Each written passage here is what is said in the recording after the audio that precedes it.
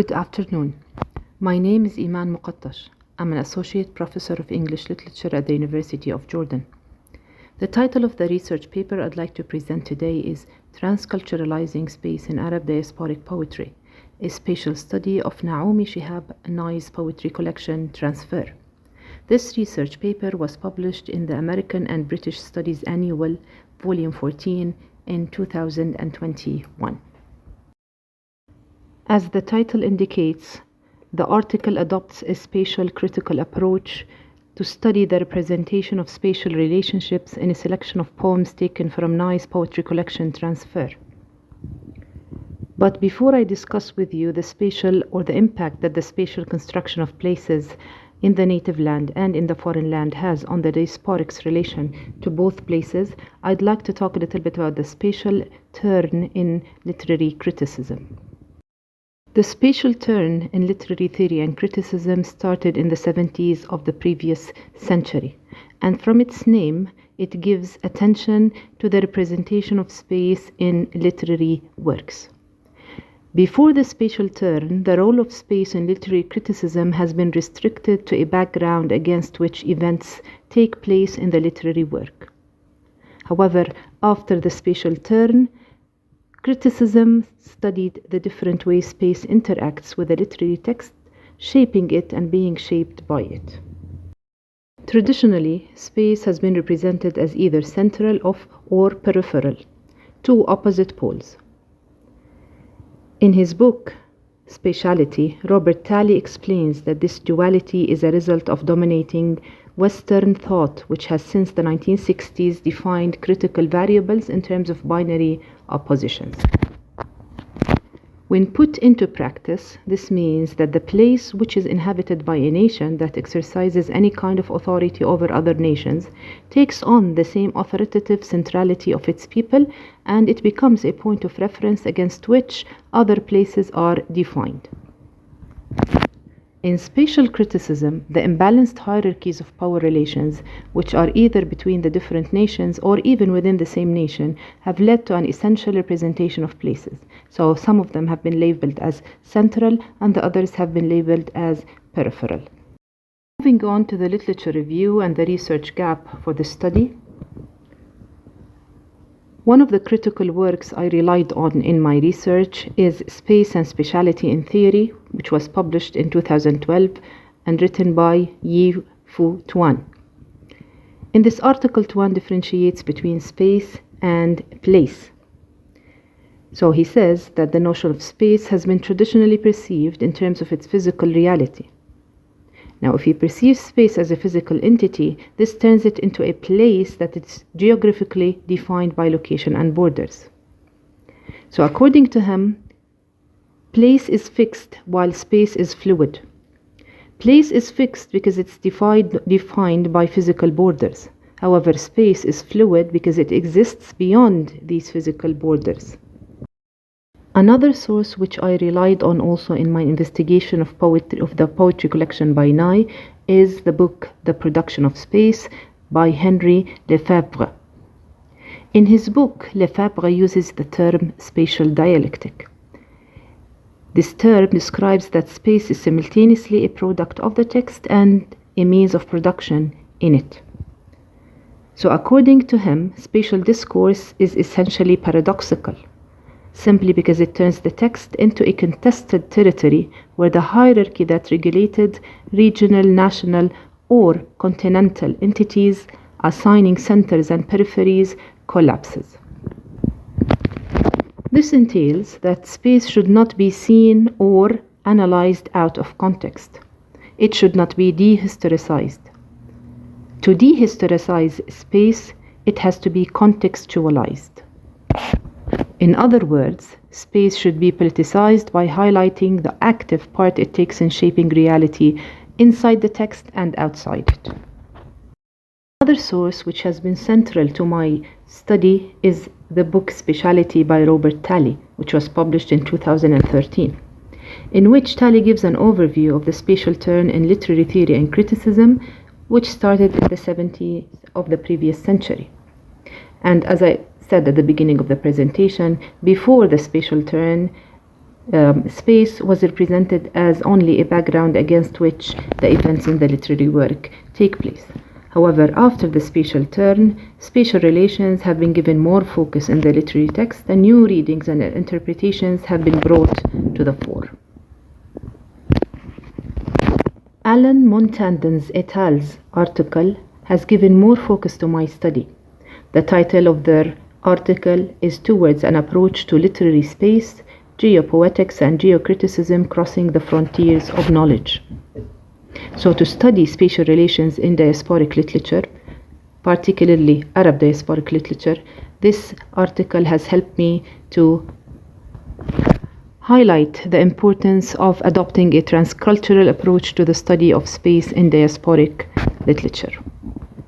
According to the authors, and I'm quoting here, transculturalizing space requires a democratic reorganization of the asymmetries of powers and necessitates a new look on space, which is understood to be dynamic in its political and social dimensions as well as in its cultural and literary aspects. Thus, as borders are crossed and countries and continents are traversed in today's world, space begins to lose the rigidity which has traditionally defined it as either central or peripheral. In this regard, space comes to play a crucial role in the way cross-cultural relations are defined and represented in diasporic literature.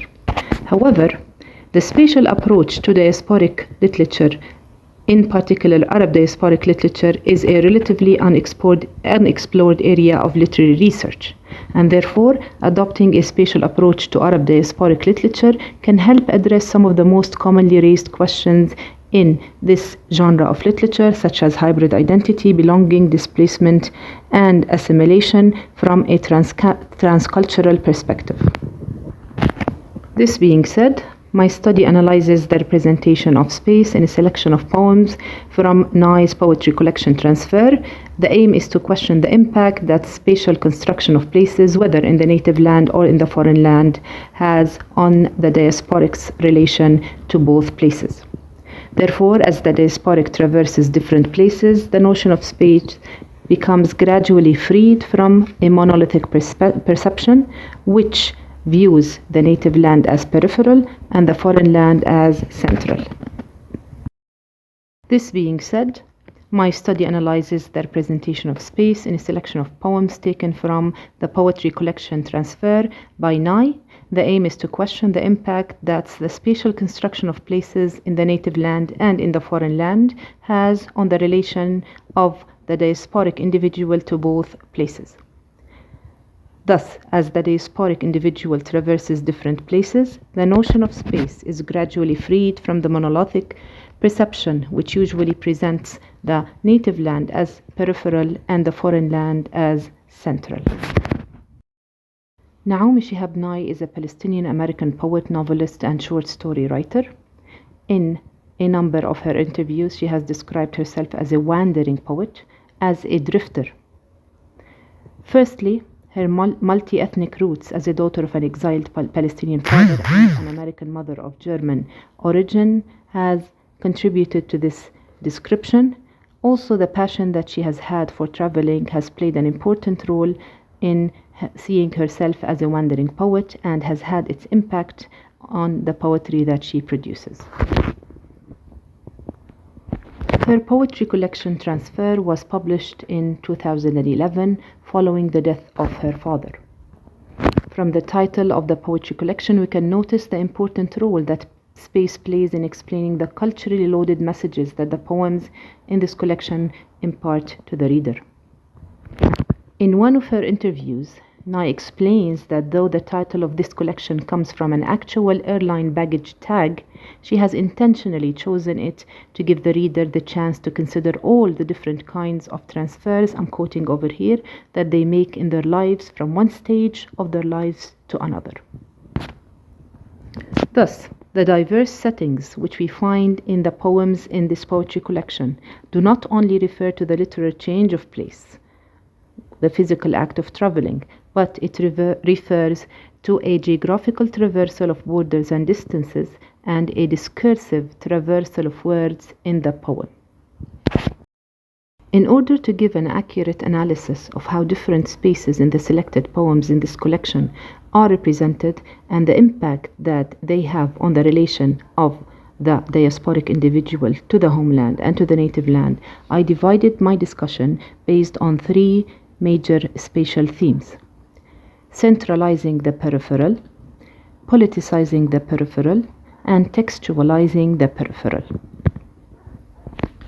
The first spatial theme is centralizing the peripheral. So in spatial criticism, the dualities based on which space has traditionally been seen or perceived are rejected. So space is not either central or peripheral. Space is constantly being constructed, and therefore it is contextualized during this process.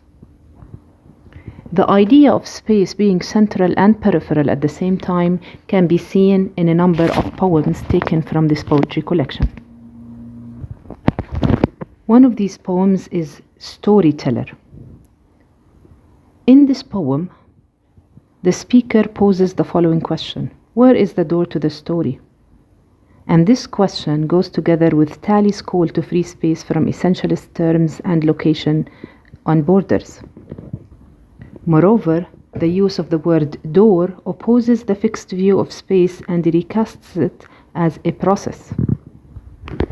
It is true that the places mentioned in this poem are most likely associated with the native land or with the memory of the native land. However, in the poem, these places are depicted as simultaneously central and peripheral, and this makes them more transcultural. Another poem is We Did Not Have Drinking Water in the Middle of the Ocean. In this poem, the two places, which are the homeland and the foreign land, are kept separate throughout the poem. But this is not meant to emphasize the fact that one of them is central and the other one is peripheral. No, this is meant to show that freedom, which is a concept used in the poem, cannot be associated with one place but not with the other. Where We Are is another poem in this collection which showcases the spatial theme centralizing the peripheral. In this poem, Nye highlights the need for a third space. This space is a place where the two places she belongs to can be harmonized or merged, or in other words, transculturalized. Now, this need highlights the features of place and space being elastic and inclusive at the same time. The second spatial theme which I tackle in the discussion is politicizing the peripheral. Here we have to understand that space should not be reduced to a mere background against which events in the literary work take place. Because if we do so, we basically dehistoricize space. And therefore, what we need to do is to contextualize space by assigning it a political, a social, or a cultural function. In Nye's poetry collection, this theme is clear in a number of poems. Amongst them is Many Asked Me Not to Forget Them, Mall Aquarium Dubai, and Real Estate. In Many Asked Me Not to Forget Them, the speaker is basically invoking the experiences of a number of characters in the homeland, such as the teacher, the shoemaker, and the farmer. By doing so, the speaker is basically relating it to the political context, which is occupation in Palestine. At the same time, politicizing space enables him to universalize the Palestinian experience by relating it to people outside Palestine. In Mall Aquarium Dubai, the speaker employs a metaphor, and this is the metaphor of the aquarium, which is basically a small space compared to the sea or the ocean. That is why it can be seen as peripheral.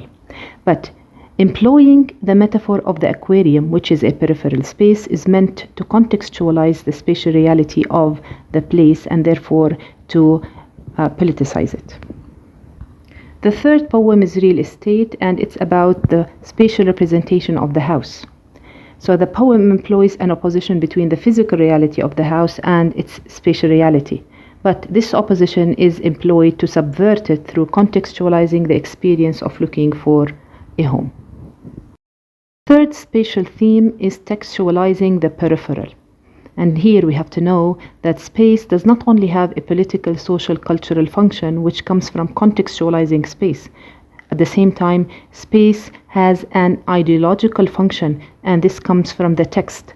So we talk about the discursive formation of spatial relationships in the discursive function of space in the text brings to the fore the question of spatial referentiality.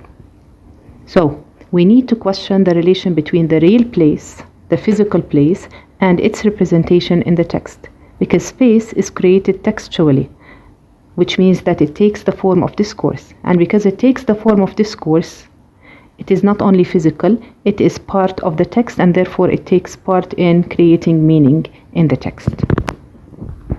The discursive function of space in the poetry collection by Nye is clear in a number of poems. Amongst them are Storyteller, Is Misery Near Kansas, I Asked, Lying While Bird Watching, and Where Were We? In the poem Storyteller, the speaker is basically a storyteller and he's telling a story, and therefore space is constructed through the discourse in the poem, which means that it is spatially constructed through the text. The second poem, Is Misery Near Kansas, I Asked, emphasizes the need to define the physical reality of the geographical Kansas spatially, which means that Kansas here in the poem is not only a place, it's also created textually in the poem. The same applies to Lying While Bird Watching. So here the act of watching the birds is not a physical act. It is metaphorically meant to indicate the continuity of the action in the text as space is constructed. To conclude, the analysis of spatial relations in the selected poems from Nye's poetry collection Transfer shows that spatial relations are not only politically and culturally significant, they also have a discursive function related to the poem itself. So in the selected poems, we can notice that spatial relations across cultures are not only shaped by the physical reality of the place, but they are also constructed through the discourse of the poems as well.